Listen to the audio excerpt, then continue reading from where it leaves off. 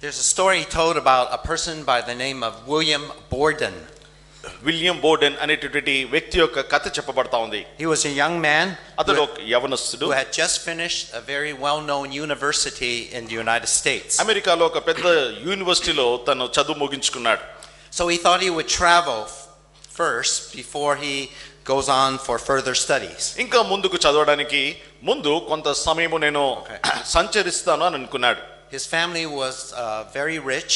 ఆయన కుటుంబము చాలా ధనికమైన కుటుంబము. So as he traveled around the world, the more he saw, the more God spoke to him. అయితే ఆయన లోకమును ఆయన పరిగెత్తిస్తుండగా ఎంతగా లోకాన్ని చూశాడో అంతగా ఎక్కువగా దేవుడు ఆయనతో మాట్లాడడం ఆరంభించాడు. Because he was sensing that God was moving in his heart.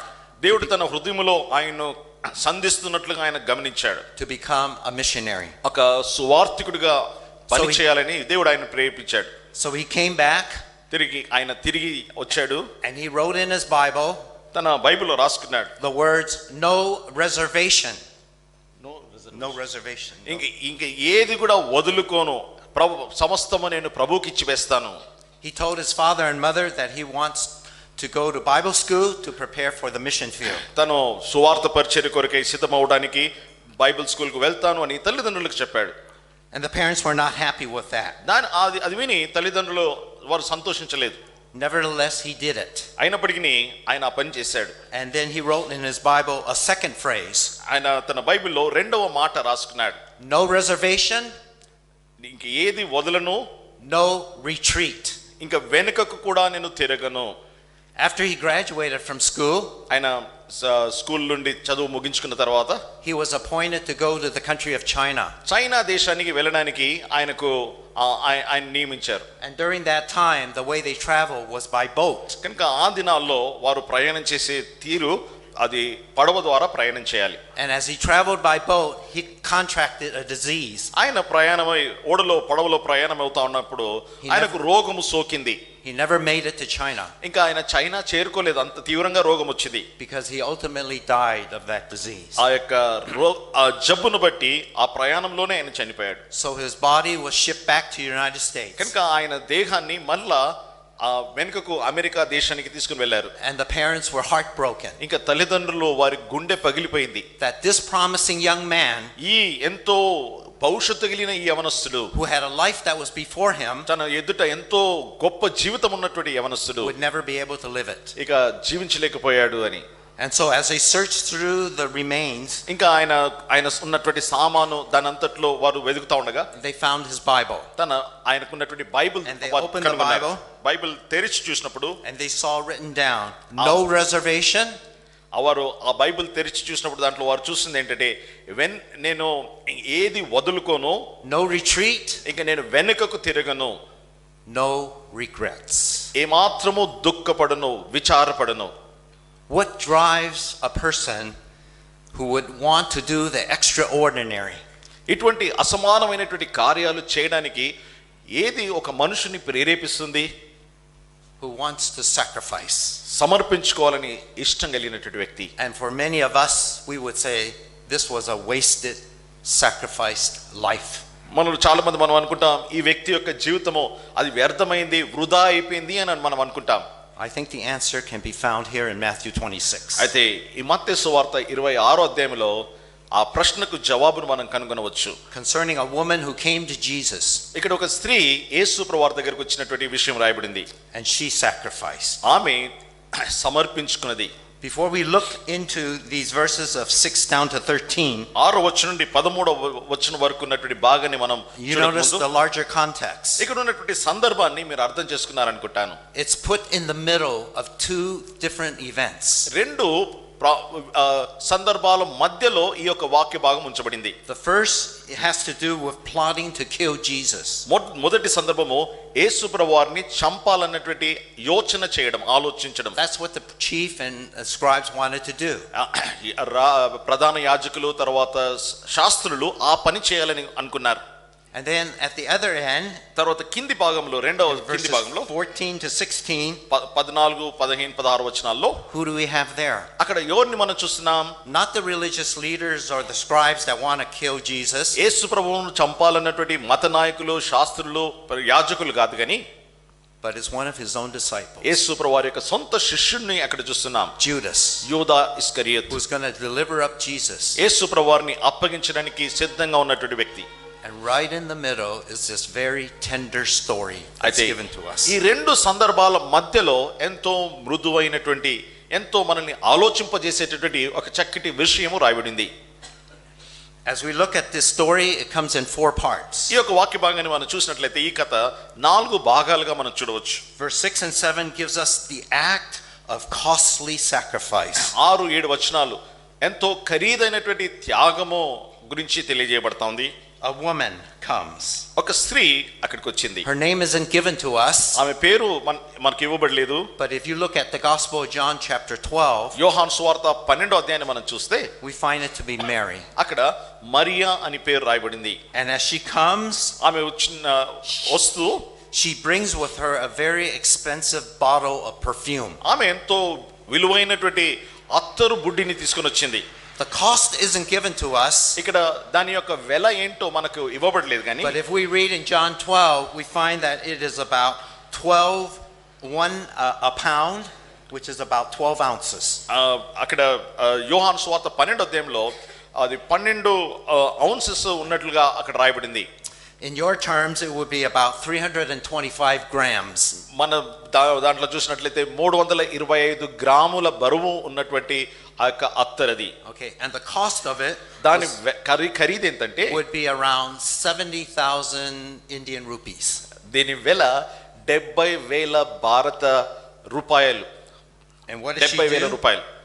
She breaks the bottle ఆమె ఆ బుడ్డిని పగలగొట్టింది and begins to pour it on Jesus' head. యేసు ప్రభువారి తల మీద అత్తరు పోయడం ఆరంభించింది. In another portion of scripture, it says it not only was on his head, but went down to his feet. ఇంకొక వాక్య భాగంలో ఏం రాయబడిందంటే అత్తరు తల మీద పోయబడినప్పుడు అది తల నుండి పాదముల వరకు అది కారింది.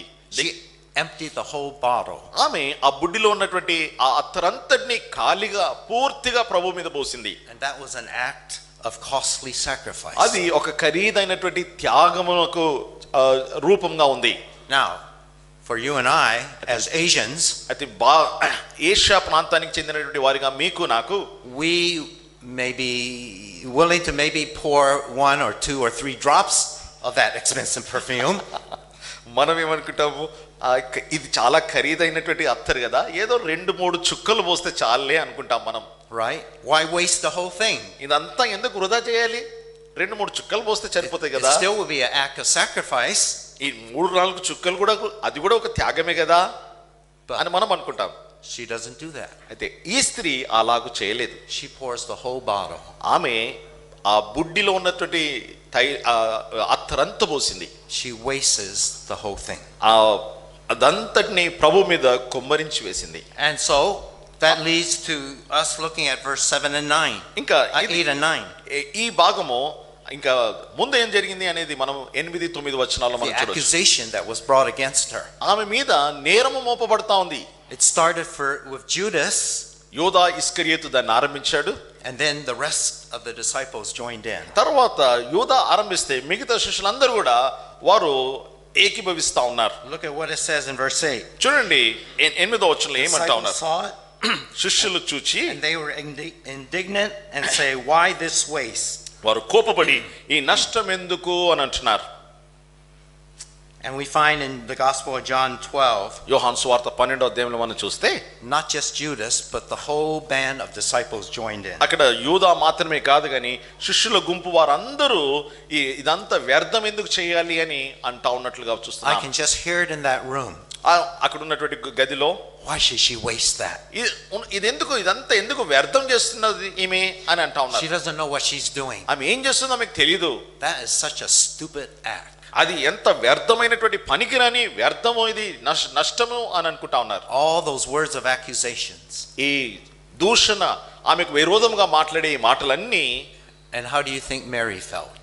వీటన్నిటిని విన్న తర్వాత మరియా ఏ రీతిగా అనుభూతి చెంది ఉండొచ్చు, ఆమె ఆలోచన ఏ రీతిగా ఉండి ఉండవచ్చు. But she didn't care. అయినప్పటికీ ఆమె వాటిని పట్టించుకోలేదు, ఆ మాటలను Let పట్టించుకోలేదు. me just stop here. ఇక్కడ ఆపుదాం. What's your most precious prized possession? నీవు కలిగినటువంటి అతి విలువైన అతి ఖరీదైనటువంటి వస్తువు ఏంటి నీ దగ్గర ఉన్నది? Is it your job? నీ ఉద్యోగమా?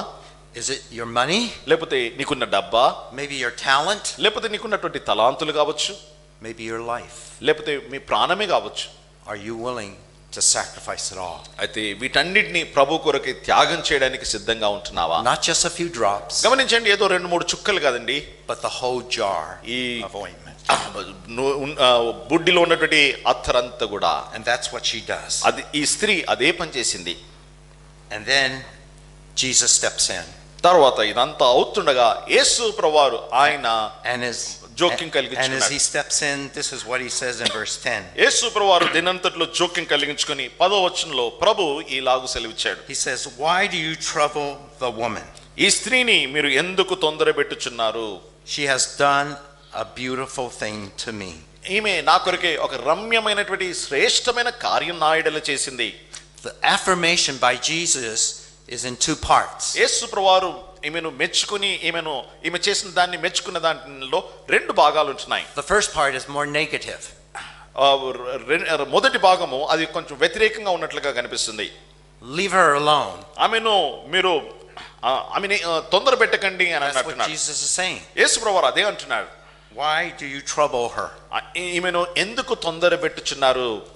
And then the positive. దాని తర్వాత ప్రభు పలికిన She మంచి మాట. has done a beautiful thing. ఈమె ఒక మంచి కార్యము చేసినది.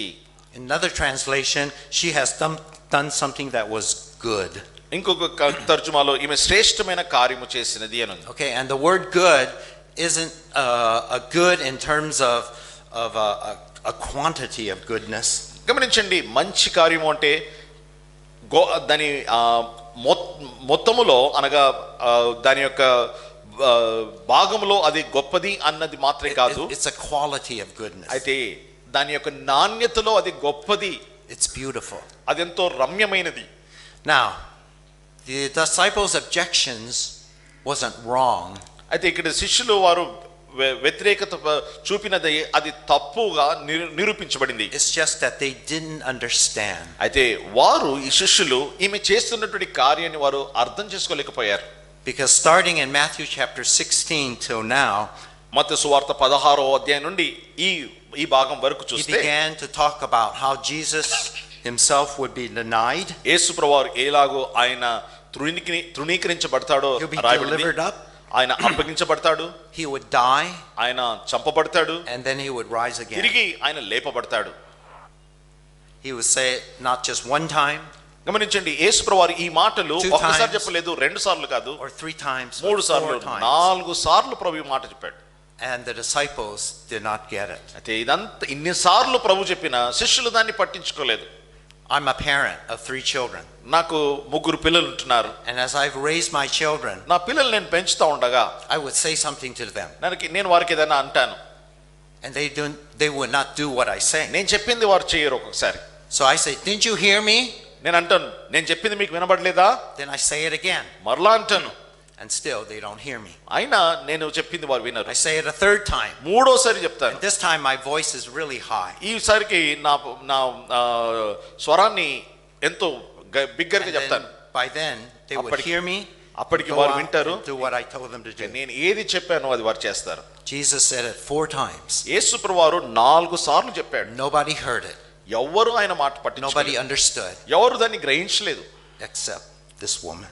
ఈ స్త్రీ తప్ప. And as she does it, ఆమె ఈ కార్యం చేస్తుండగా this beautiful act ఈ రమ్యమైనటువంటి చక్కటి కార్యము, of costly sacrifice, ఎంతో ఖరీదైనటువంటి త్యాగము, it's not wasted. అది వ్యర్థం కాలేదండి. Now it's very interesting as you read here ఇక్కడ మనం చదువుతా ఉన్నప్పుడు ఎంతో ఆసక్తి కలిగించే విషయం ఏంటంటే, that the disciples talked about the poor. అయితే ఇక్కడ శిష్యులు పేదవారి గురించి మాట్లాడుతూ ఉన్నారు. Okay? And Jesus' response in verse 11 is, యేసు ప్రభువారు 11వ వచనంలో దానికి ప్రతిగా జవాబిచ్చారు. "You'll always have the poor with you, బీదలు ఎల్లప్పుడూ మీతో కూడా ఉంటారు, but you'll not always have me." అయితే నేను ఎల్లప్పుడూ మీతో కూడా ఉండను. You see, Jesus wasn't trying to take issue between the poor and Jesus. ఇక్కడ యేసు ప్రభువారు పేదలు తర్వాత తను వారి మధ్యలో ఉన్నటువంటి వీరి మధ్యలో ఏది శ్రేష్టమో అన్న దాని గురించి ప్రభు చెప్పట్లేదండి. There's no competition. ఇక్కడ వీరిద్దరి మధ్యలో పోటీ లేదు. వీరా ఈ ప్రభువా అని పోటీ లేదు. But what Jesus was trying to say is there's a time to help the poor. ప్రభు చెప్పేది ఏంటంటే పేదలకు సహాయం చేసే దాని కొరకైనటువంటి సమయం ఉంది. And there's a time to sacrifice what is costly. అయితే ఖరీదైనటువంటి త్యాగము చేయడానికి కూడా సమయం ఉన్నది. And this is the time. అయితే ఇది ఆ సమయము. Of course she could have sold the perfume and gotten money to help the poor. వాస్తవమే ఆమె ఆ అత్తరు అమ్మి ఆ డబ్బు పేదలకు ఇవ్వగలదు. But this is not the time. అయితే ఆ కార్యం చేయడానికి ఇది సరైన సమయం కాదు. And the time now is reflected in what she did. అయితే The time now is reflected in what she did. ఆమె ఏం చేసిందో అది ఇక్కడ ఇవ్వడంలో అది కనబడతా ఉంది. Because verse 12 says, in pouring this ointment on my body, she has done it to prepare me for burial. ఆమె ఏమంటుంది, ఆమె ఈ ప్రభు ఏమన్నాడు, ఈమె ఈ అత్తరు నా శరీరం మీద పోసి నా భూస్థాపన నిమిత్తము దీనిని చేశాను. And then finally we get to the climax. తిరిగి ఈ యొక్క భాగం యొక్క శ్రేష్టమైనటువంటి చివరి ముగింపునకు వస్తుంటున్నాం. And this is found in verse 13. 13వ వచనంలో ఇది రాయబడింది.